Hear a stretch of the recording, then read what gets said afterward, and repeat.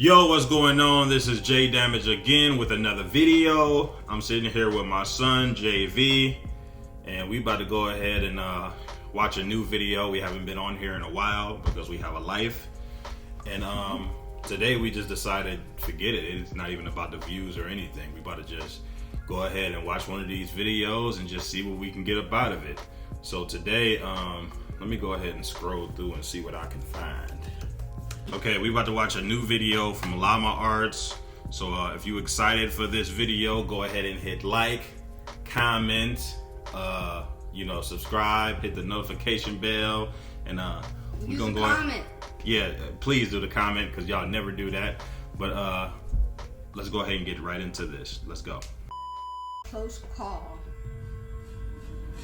I had just reluctantly returned home from an extended vacation trip to Japan. After experiencing delicious food beyond compare, a beautiful country, and spending time with amazing people, needless to say, I was a bit depressed about coming home. On my first day back home, I went straight to my bedroom and passed out before doing anything else. Rather, I didn't have the energy to do anything else. It was probably for that reason that I failed to notice subtle hints that my home was not as lonely without me as I believed. Hours later, I awoke in the middle of the night to the sound of scuttling noises and the floorboards creaking. Understandably confused, I got out of bed and... Whenever we hear floorboards creaking and subtle noises, we already know who that is in our house. Yes, upstairs. Or it's someone else living in our house. A little OG. Rusty. A little OG named OG Rusty. We have a cat named OG Rusty. Yeah, he's sitting in the back. And he does a lot of sneaking around. He literally snuck under our bed. Mm-hmm. That was like the weirdest thing he ever could do. Right. All right, let's go. Made my way into the hallway that was connected to both the living room and kitchen. Cautiously, I crept my way through the darkness, groping the wall next to me for balance in my tired state as I trudged forward. I, however, made the fatal mistake of stepping onto one of the loudest boards in the hallway, alerting whoever or whatever was lurking in the shadows of the next room. I paused, as did the entity in the next room, before a whoosh of air was heard as they retreated into whatever crevice. Hold on, I forgot to put on my glasses. I'm tripping. Oh my god. Now we in full effect. Let's go. They'd come out of. Tyson's tough today. Taking a nervous gulp of air, I walked into the living room and turned on the nearby lamp that dimly lit up the room. Looking around, I spotted not a soul, but rather some of my furniture was disturbed. What's more, a couple of my kitchen cabinets were slightly ajar. Bewildered, but with my guard up, I went over and closed them all before readjusting my furniture, by which point I had relaxed. I chalked up the odd noises and movements to my jet-lagged brain and shrugged, deciding to just head back to bed. I wish the story ended there, but I was not so lucky. Before entering the hallway to my room, I saw that the large metal covering to the air vent above the couch was missing. Peering up at it, I mumbled, "What the?" before a crooked face filled with abject disdain for my existence popped into view. Yep, Startled, I fell to the ground and began crawling away, as I heard the man begin screeching incoherently as he dropped down onto the couch. I watched in horror as his joints cracked beneath his raggedy hoodie and heavily stained jeans. He stared at me, silent now, before brandishing a knife out of his back pocket and pointed it towards me. "My house now! Mine! Mine! You left it! It's mine!" He shouted with a slurred voice as he charged towards me. I hurriedly crawled towards my room and slammed the door behind me and locked it as he started jabbing his blade into the door, yelling at me to die. Shakily, I called the police and sobbed as I told them what was happening. Thankfully, I was told a patrol car was nearby my neighborhood and they would be at my house in minutes. I stayed on the phone and picked up a baseball bat just in case that deranged cretin broke down my door. A few horrendous minutes later, the police arrived, and after a quick but violent struggle, they managed to subdue the intruder. After locking him in the back seat of the patrol car, the cops investigated my house and found that the man apparently had been living there while I was gone. But not just that. Apparently, he'd been staying at my house without me noticing for a few months. I predicted. According to the police, they found I knew paper he was stuffed living in under your the house. couch that was filled with nothing I knew but somebody was living in your incoherent house. ramblings about how he planned to kill me one day when the time was right. With the dates next to each entry predating my trip to Japan. Is it, did he see me? I can see him. My house now. Wednesday 16th. It's a Thursday. Maybe a knife? Oh my Is god. it maybe a knife? Pillow? When he sleep? Struggle? No. Oh my god. That boy was slow. Alright, let's go. Japan by an uncomfortable amount of time. Frankly, I'm happy to be alive and relieved that the situation was resolved so quickly. But still, I make sure to triple check the locks in my home after that little incident.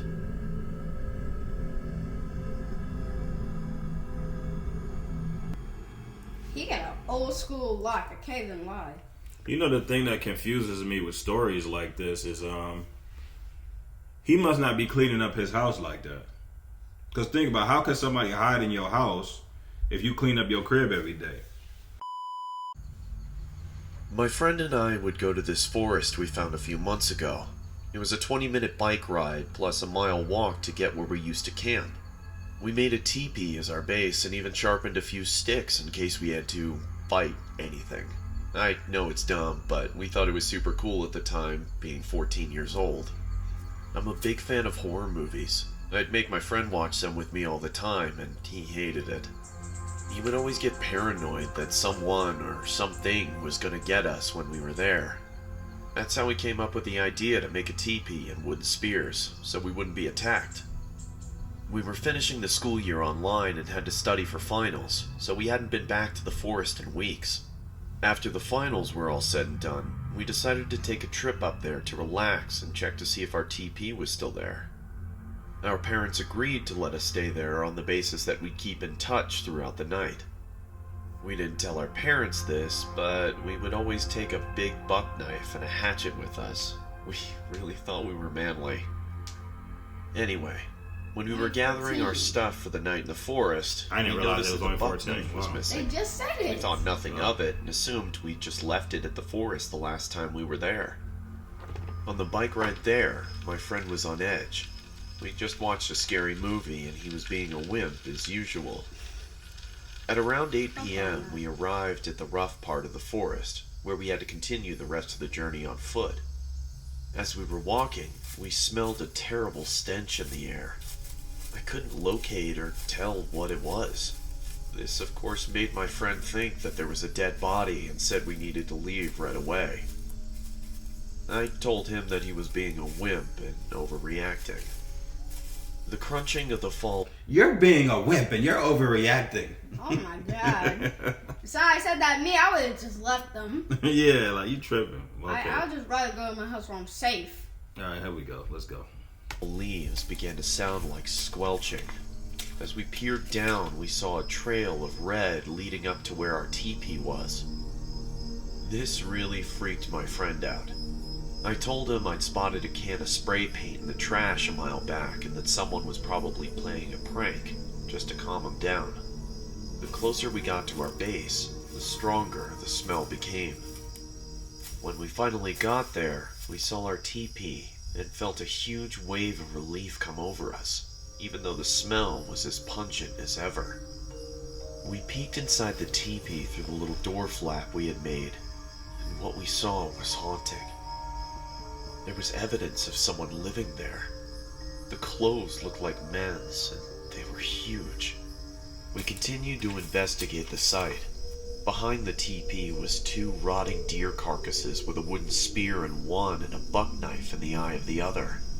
At this point, my friend was already running back to our bikes, but I stupidly stayed for a little longer to scope out the area, when I was greeted by a deep, monstrous voice. "Would you like to live with me forever?" As I slowly turned around, I was Are we in confronted by Child's a Play or no? creepy old man. I couldn't even begin to describe his face. It was unlike anything I'd ever seen in my life. I bolted back to my friend. Luckily, he's a slow runner, so it was easy to catch up to him. We then biked back as fast as we could, not looking back. Well, you're not safe at your house, and now you're not safe in the woods. Thank you for sticking around.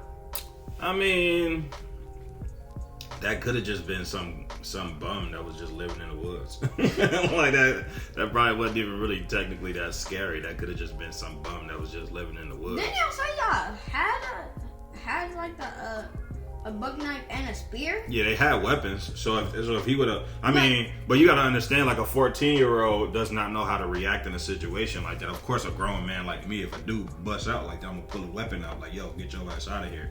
But like a child, of course, you know. See, one thing you gotta understand, when you're a kid, you haven't been in situations like that where you have to be into it with grown men. It's a different reaction when you actually have to sit there and fight a grown man. It's different. So yeah, so like they probably just got scared and took off, which, you know, that's what a kid does. If you see a grown man trying to fight you or something, you know, take off and run. If a grown man try to come fight you and your brothers, come get me. Unless y'all ain't got no other choice. You know what I'm saying? You got no other choice. Y'all go ahead, jump them, do whatever y'all gotta do. But I'm saying, like, if you are in a position where you can get away, you can tell somebody, get away and go tell somebody. You know what I'm saying? But never let only one of y'all just sit there and fight him. Like, if a dude attack your brother, all of y'all jump him. Jump him, do whatever y'all gotta do, stab him, hit him, do whatever y'all gotta do to get yourself out of that situation. But if you able to run and get on your bike, and just come get me, I'll come handle it. You know what I'm saying? So yeah. But yeah, that's it for this video. I appreciate y'all for checking this out. If y'all just enjoyed that video, both of these videos were from the YouTube channel Llama Arts. So if you liked those videos, go ahead and hit like, comment, subscribe, hit that notification bell, and we're gonna go ahead and see y'all in the next video. Peace out. Shout out to Llama Arts. Shout out to Llama Arts.